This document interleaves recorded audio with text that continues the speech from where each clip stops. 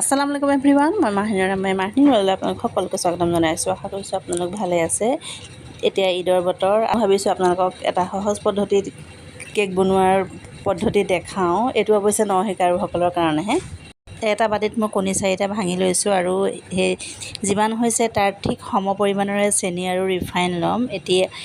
এতিয়া মই চেনিখিনি মিক্সিত অকণমান গুড়ি কৰি লৈছোঁ, কাৰণ বহুত ফিটিব লাগে, নহ'লে চেনিখিনি গলি নাযায়। আৰু তাৰপিছতে এয়া দেখিছেনে, কণীখিনিও মই মিক্সিত দি লৈ ধুনীয়াকৈ ফেটি ল'ম। মিক্সিত ধুনীয়াকৈ ফেটি ল'লোঁ কণীখিনি। এতিয়া মই চেনিখিনি ঢালি দিছোঁ। আগৰ জোখমতে বাতি ৰিফাইন দিলোঁ। ময়দা আৰু বেকিং দিবলৈ আছে।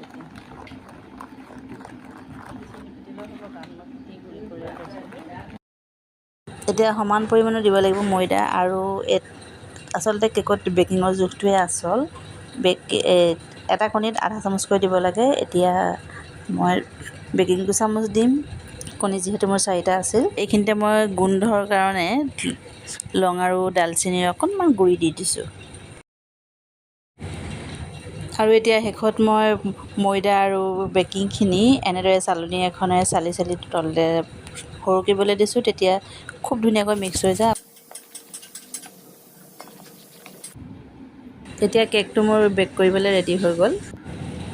এতিয়া মোৰ কেকটো ফিটা ধুনীয়াকৈ হৈ গ'ল আৰু যিটো পাত্ৰত কেকটো বনাম তাত মই অকণমান ৰিফাইন দি লৈছোঁ।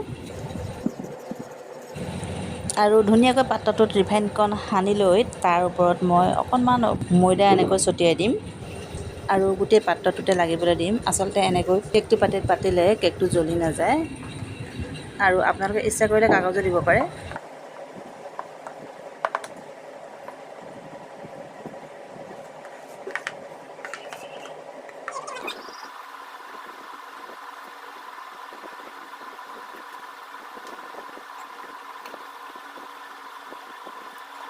এতিয়া পাত্ৰটো ঢালা মোৰ হৈ গ'ল আৰু এয়া অভেনটো ঠিক ঠাক কৰি লৈছোঁ।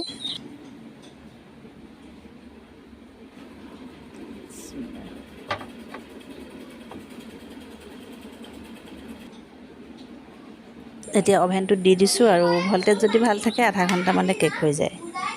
এতিয়া ঈদৰ কাৰণে মছলাখিনি ৰেডি কৰি লওঁ। খুন্দি ল'লোঁ। এয়া পাঁচফোৰণ আৰু আছে, খুন্দি মেলি আগতীয়াকৈ বনাই লওঁ। কিনা মছলাতকৈ বনাই লোৱা মছলাটো বেছি ভাল লাগে ঘৰত বনোৱাটো। জিৰা আৰু পাঁচফোৰণ আৰু জালুকৰ গুড়ি দিওঁ।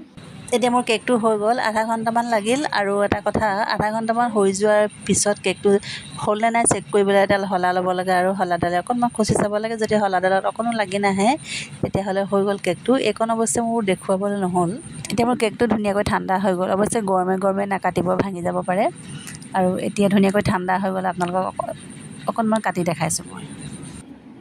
এইটো কেক আধা ঘণ্টামান সময় লাগিল। আৰু আগবেলা আচলতে ভল্টেজটো অকণমান বেছি থাকে যে খুব ভাল, কেক চেক বনাবলৈ সোনকালে হৈ যায়। এনেকৈ কিনাৰটো মই কৰি অকণমান ঠেকাই দিলোঁ। এইটো দেখিছেনে, অকণো জ্বলা নাই।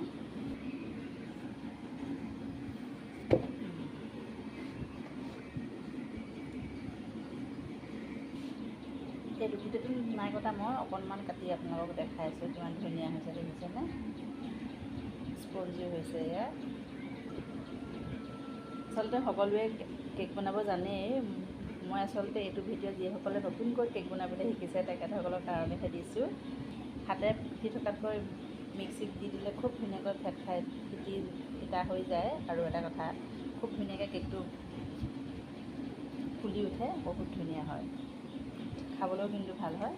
এই দেখিছেনে, একদম ভিতৰলৈকে ধুনীয়াকৈ হৈ গৈছে। এয়া দেখিছেনে, ধুনীয়া হৈছে কেকটো। আৰু আপোনালোকে অভেনত নবনাই যদি গেছতো বনায় তেনেকৈও বনাব পাৰি। চচপেন তাত ষ্টেণ্ডডাল দি পেলাই বনালেই হ'ল। আৰু গেছৰ জুইটো খালি অকণমান কমাই দিব লাগে আৰু তেতিয়াও বহুত ধুনীয়া হয়। আৰু এই প্ৰচেছত আপোনালোকে কেক বনালে 100% ভাল হ'বই, কোনো চিন্তা নাই।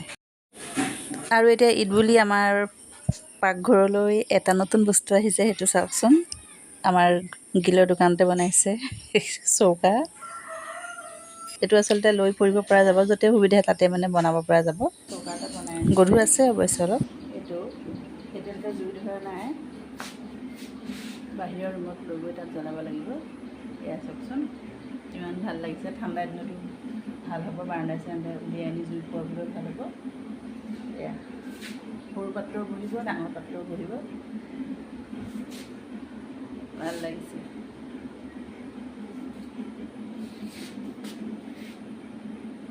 অৱশ্যে বতৰটো ভাল নহয়। ঈদ এবাৰ কি হয় নাজানো আৰু। ঈদৰ প্ৰস্তুতি ক্ষীণ লাগিছে দেখোন গৰুটো ন এতিয়া। কিন্তু শেষত ঘৰত আছিল দেখোন। এতিয়া ঘাঁহ খোৱাত লাগিছে। নোৱাৰিবি চুবলৈ। ঠাণ্ডা। অঁ চব বস্তু নাখাই যোৱা।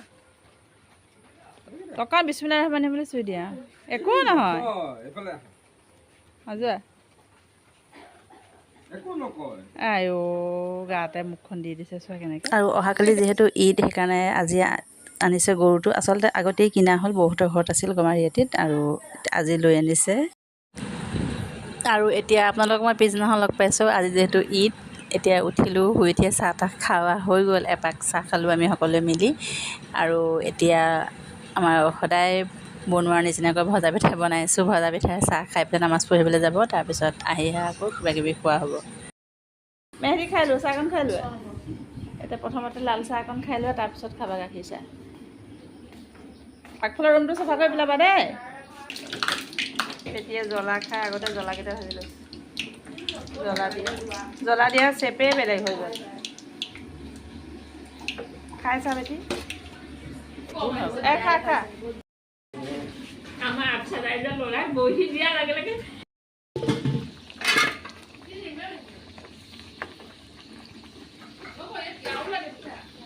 ভাজি আছোঁ। বেটিক ঈদৰ কাপোৰত অকণমান ভিডিঅ' কৰিছোঁ। মেহেদিহঁত ক'ত গ'ল? আৰু এতিয়া আকৌ আৰম্ভ হৈ গ'ল বনোৱা সিজোৱা। মই অকণমান পোলাও বনাবলৈ লৈছোঁ প্ৰথমতে। আমি এইফালে ৰন্ধা বঢ়াত ব্যস্ত হৈ আছোঁ পাকঘৰত, আৰু এইফালে আমাৰ বেটীজনক নিজৰ ৰুমত মেকআপ আৰু ৰিলচ বনোৱাত ব্যস্ত। এডিটিঙৰ সময়ত ক্লিপটো পাই আপোনালোকৰ সৈতে শ্বেয়াৰ কৰি দিলোঁ। আৰু এতিয়া সন্ধিয়া আমি চাহ তাহ খালোঁ। খাই মেলি এয়া মাহিনৰ আবুৱে বিফ তন্দুৰী প্ৰস্তুতি চলিয়াই আছে। মালা হৈ গ'ল।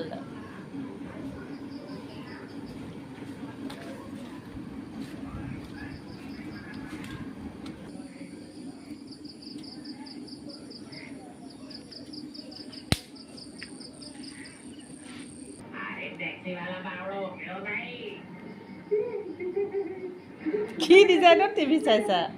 বুলুৱে সেয়া বাহিৰত আবুৰ লগত একদম বহি আছে আবুৰ লগত ধুনীয়াকৈ। তুমি নবহা? হেৰি তন্দুৰী বনাই আছে। নোখোৱা? অকণমান চখ নাই ল'ৰা ছোৱালীকেইটা দেই। মেহেদি আজি ভাত কিহেৰে খালে দুপৰীয়া? কণী ভাজি দি খালে। আমাৰ গুডুৱে মাংস দি খাইছে ন।